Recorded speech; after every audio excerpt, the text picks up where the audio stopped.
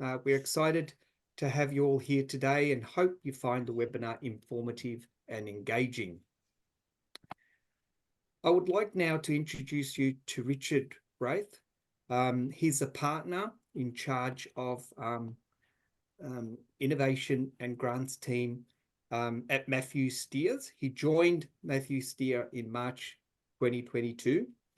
A research and development funding specialist, Richard has helped clients secure more than 200 million in government grants over the course of his 15 years in government grant space. Richard has both a bachelor's degree and a PhD in mechanical engineering from the University of Melbourne and a graduate diploma in business administration. He has previously worked in management roles in the IT industry and as the COO or CFO of a software startup before moving into the grants R&D space. Richard has serviced clients across industries including manufacturing, pharmaceuticals, engineering, agriculture, mining, technology, software, chemicals, health sciences, and electronics, and the rapidly growing renewable energy industry. I just wanted to say that the Melbourne's North Food Group use Matthews Steers as our EMDG consultants, which basically provide 50% of the funds for us to assist our Melbourne's North Food Group members to do exporting. It is with great pleasure that I now introduce you to Richard. Thanks, Richard. And thank you very much, Eddie. Today we're going to sort of talk about the various ways that the government at the moment is providing support to companies, helping them to grow, potentially to export, or to innovate. Just briefly about Matthews Steer. We're a full-service accounting firm based in Essendon Fields, and have been servicing our clients in the north and west of Melbourne for the last 35 years. Our grants team, we now have a team of 4 with specialists across a variety of different industries and capabilities. 3 of us have PhDs, and our 4th member has deep experience in manufacturing over decades. So we understand the space fairly well. First, what I'd like to do is give you a brief overview of the kinds of assistance that both state and federal governments do provide. It's sort of broken up into 3 basic categories: entitlement programs, competitive grants, and we just jumped ahead 1 slide there. We just go back to that one, Avani.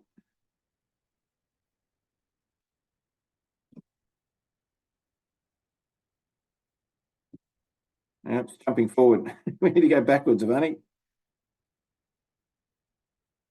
That one. There we go. Oh, too far.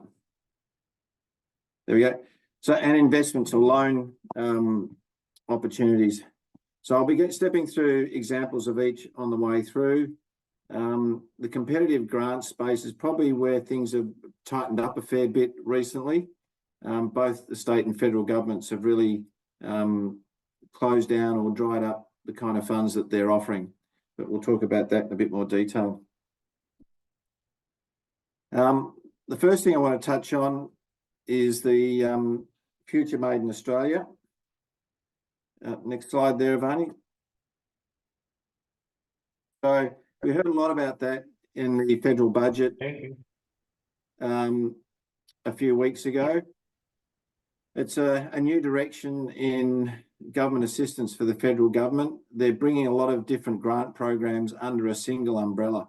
And they're going to be passing through Parliament a thing called the Future Made in Australia Act. It collects together some existing programs like the National Reconstruction Fund, the Skills Agenda, batteries and solar panels, Hydrogen Head Start, Net Zero Economy Authority, and the Industry Growth Program, as well as some money for the critical minerals. Now, most of those you'll probably recognise don't really apply to the food industry.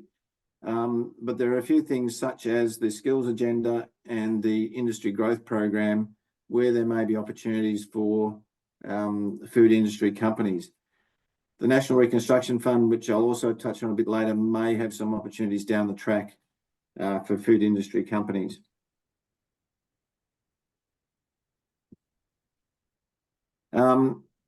The major highlights from the federal budget, and I don't want to dwell on this too much, for again, most of what was announced in the budget doesn't really apply to the food industry, but it'll give you a sense of where the government is going. The Future Made in Australia, they allocated $22.7 billion, fairly big dollars. Most of it was for critical minerals and hydrogen production incentives. There was a bit of money for the Future Made in Australia Innovation Fund, which at the moment will be mostly focused on renewable energy, recycling, and things like solar and battery initiatives. There's a separate fund for solar and battery manufacturing. And there's also $1.4 billion for the Medical Research Future Fund. Again, not much for the food industry in that for the moment. The state budget was also a bit bleak for the food industry. 340 million was actually taken out of the Breakthrough Victoria Fund, and the timeline for the fund was extended from 10 to 15 years that they need to spend the $1 billion that was allocated to it originally. Launch Vic was funded for a further 4 years with an extra $40 million. So early stage companies that are part of Launch Vic funded programs will continue to do okay. The one thing that was probably in there for the food industry was around distillery support to help improve safety around distillery businesses.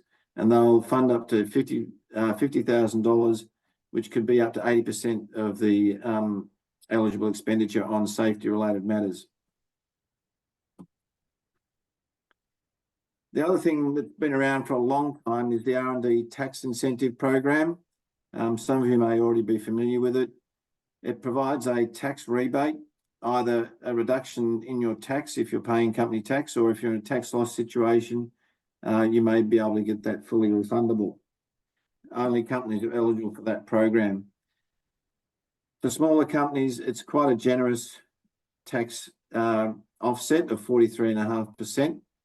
And if you're in a tax paying position, the net benefit of that is 18.5% after tax. So if you spent $100,000 in eligible R&D activities, if you're in tax loss, you get 43.500 back. If you're in a tax paying situation, you'd get 18.500 off the company tax. Over 20 million, it's a variable benefit and it's non-refundable, and the benefit rates a net of 8.5% up to 16.5%, depending on the level of R&D activity that you're undertaking.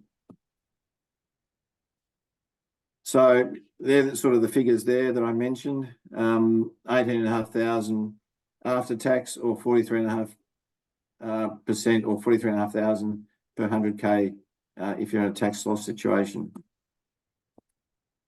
The kind of things that are eligible, there's direct costs such as salaries, contractors, consumables related to the R&D activities, and eligible overheads. And you can also take a portion of the depreciation cost on plant and equipment used for R&D activities.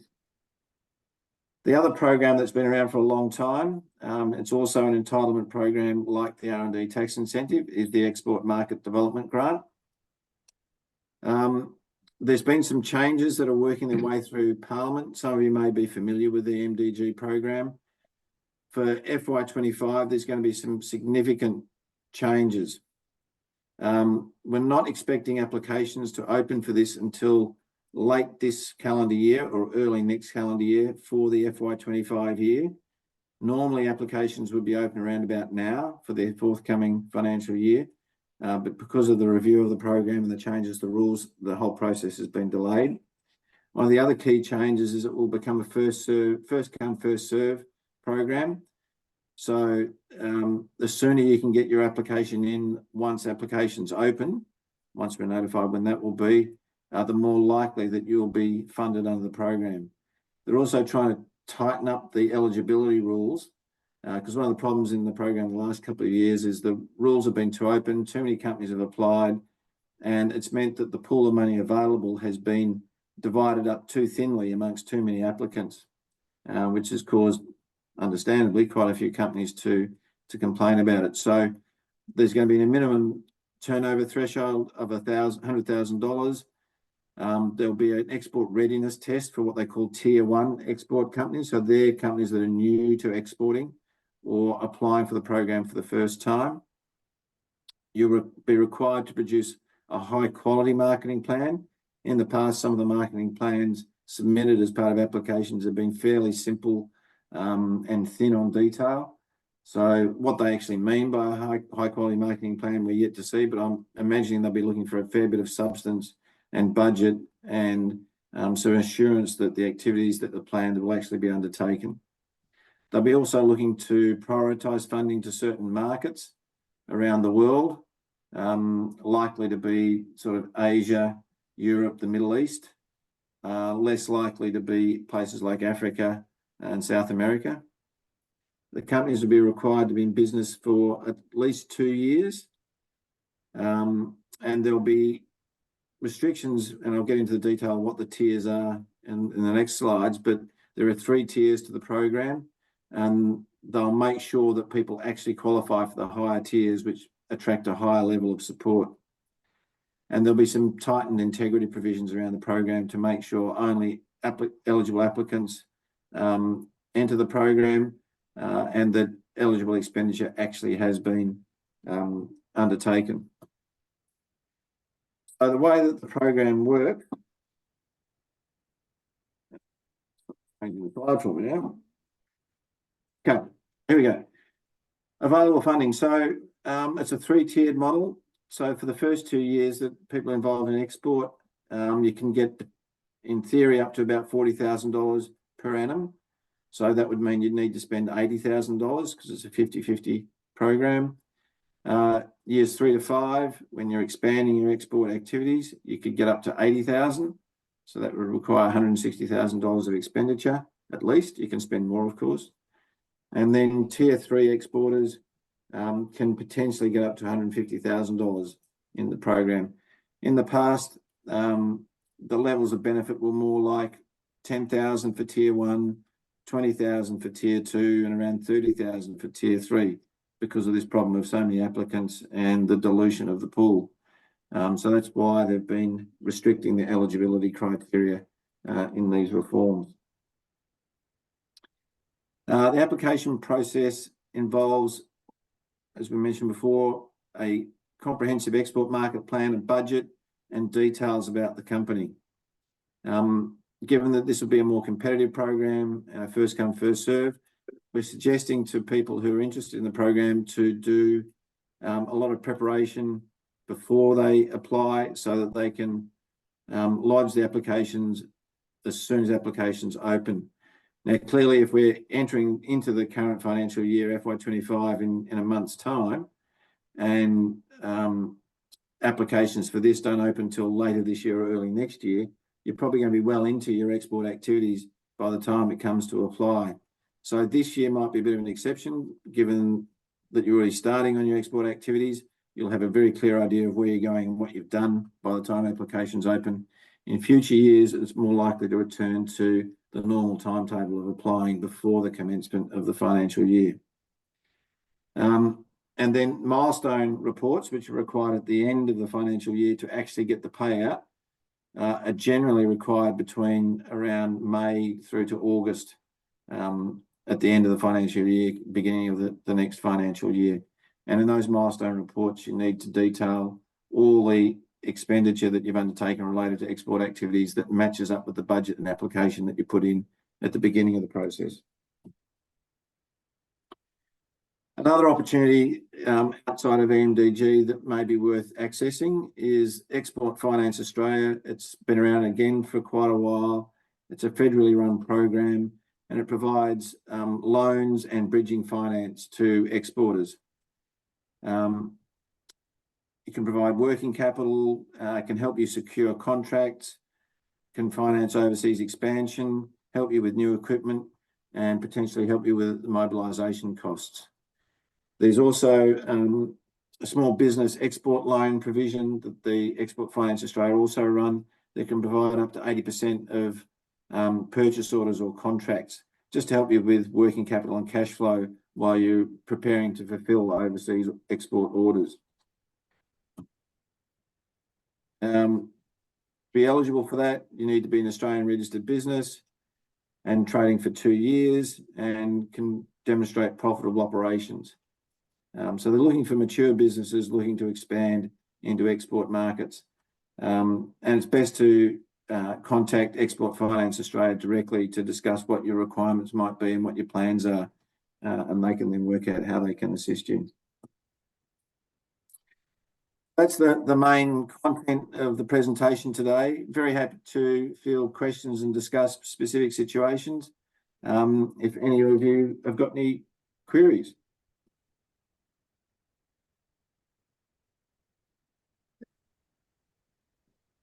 Thank you, Richard. That was most informative. Okay, so I think I might start, Richard, while people think about the questions. But I was just wondering, are there any grant programs outside of the government programs that you mentioned in your presentation? Yeah, one that comes to mind that's very relevant to the food industry is that Coles supermarkets actually run their own grant program called the Coles Nurture Fund. It's an annual program of applications open in January and close at the end of February each year. And they're looking to support companies up to $500,000 with innovative projects that help improve the food supply chain, essentially. So it can be things from growing and harvesting right through to processing and delivery of food in the food industry. So quite an interesting innovation on behalf of Coles, and they've got a website that details the program and examples of grants that they've provided in previous years. Well worth having a look at, given that the government, as you presented earlier, is not providing a lot in the way of direct grants at the moment. Another avenue that has been open in the past is that the Victorian government, through Invest Victoria, have provided, if you like, bespoke grants with direct application.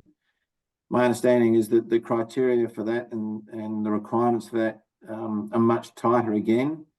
They generally fund around 10 to 15,000 per new employee added in a project, but they're really looking for substantial projects where there's likely to be more than 50 or more new people added to in the employment as part of that. So in the past, it didn't require that many people, but my understanding is that the criteria for that have grown also over time as the government has been short of money.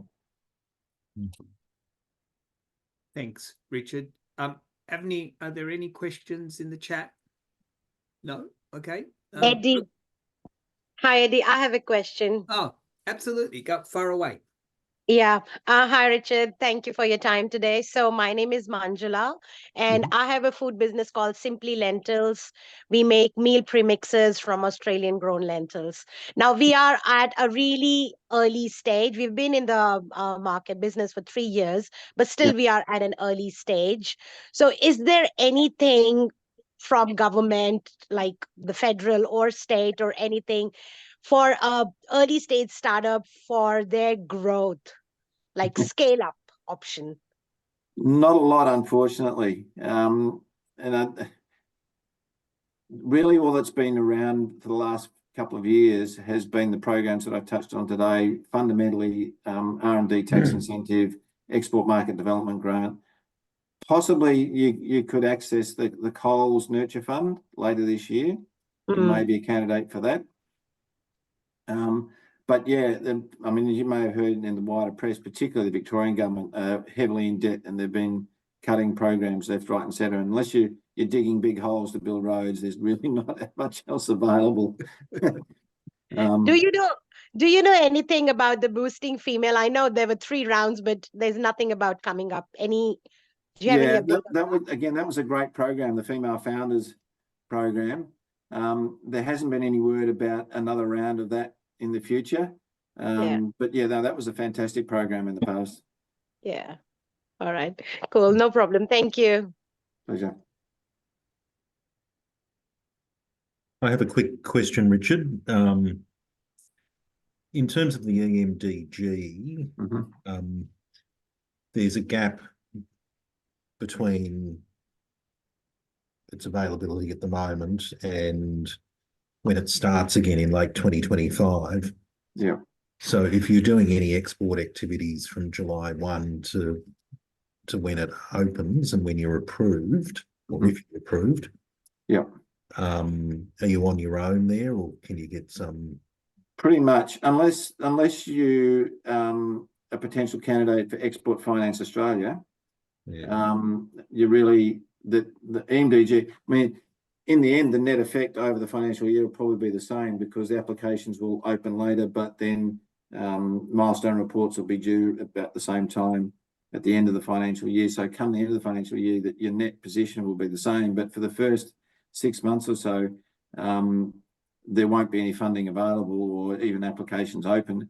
But Export Finance Australia may be able to help assist with the interim financing of export activities. But that's around exporting activities rather than export promotion. So EMDG is focused on promoting your goods and services overseas, whereas Export Finance Australia is really about financing delivery. Yeah. Right. Thanks, Richard.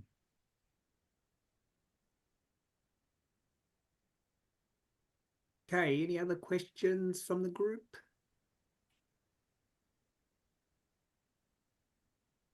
A question while others are thinking, with the new program, the EMDG that's going to start up, do you have any tips that you could provide food manufacturers when it opens? Yeah. As I probably touched on earlier, because it's changing from basically an even distribution from the pool to a first come, first serve basis, I really recommend making sure, if you're intending to apply for the EMDG, to prepare carefully and prepare diligently, both in terms of the marketing plan and your budget for export marketing activities, so that when the opening date does arrive, whenever that might be, that you or we can assist you to get your application in within the first few hours it opens on the day that it opens. There's inevitably going to be a rush of applications. Probably Austrade's website will go down for a while, given the nature of these things. And so being on the front foot about it will ensure that your application is at the front of the queue and most likely to get the kind of funding that you're looking for. Because they're effectively going to hand out the export market development grants until they run out of money in the order that the applications come in. Do you know why they've opted for that approach? I think it's in response to the old, if any of you remember the old EMDG program, it was a retrospective program, a bit like the R&D tax incentive, where you get to the end of your financial year and you tally up what you'd spent on export activities and you'd put in an application, and then there would be an audit process and the funds would be divvied up after that.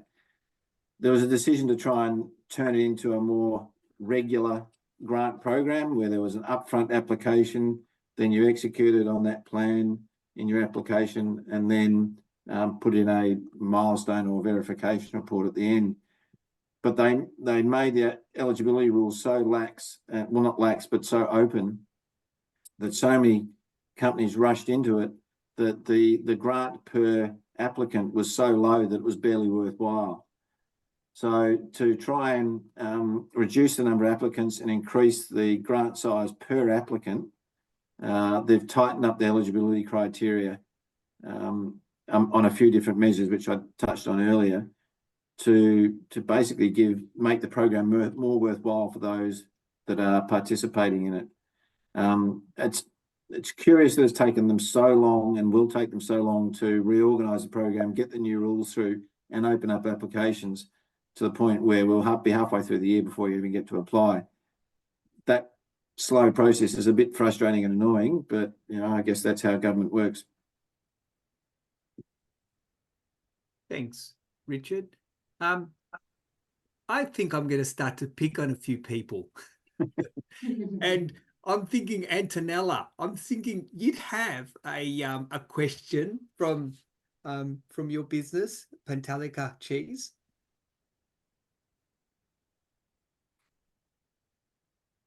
Can you hear me, Antonella? You're on you mute, might I be think, Pantella.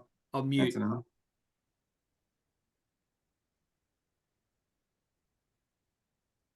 There you go. Oh, still can't hear you.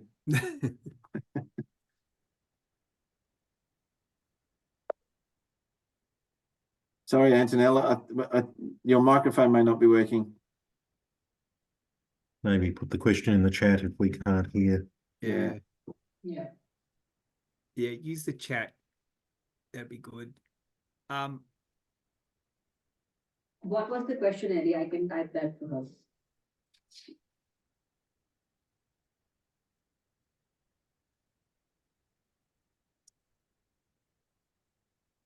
Eddie? Yeah. Want to read out the question again? No, I can't hear Antonella. That's a problem. No, that's okay. Antonella, can you put it in the chat?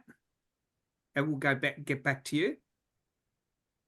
All right. Any other? Kate, do you have a question for Richard?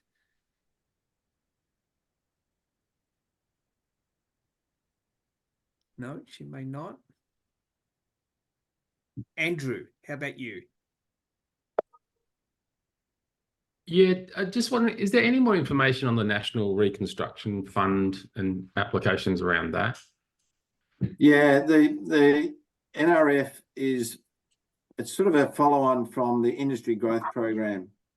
So the Industry Growth Program is for early stage companies looking to develop a go-to-market and marketing plan to take their innovations to market. And that's a two-stage process where you're assigned an Oz industry mentor for a few months to develop that go-to-market plan. And then there's a large grant at the end of it to actually execute on that plan.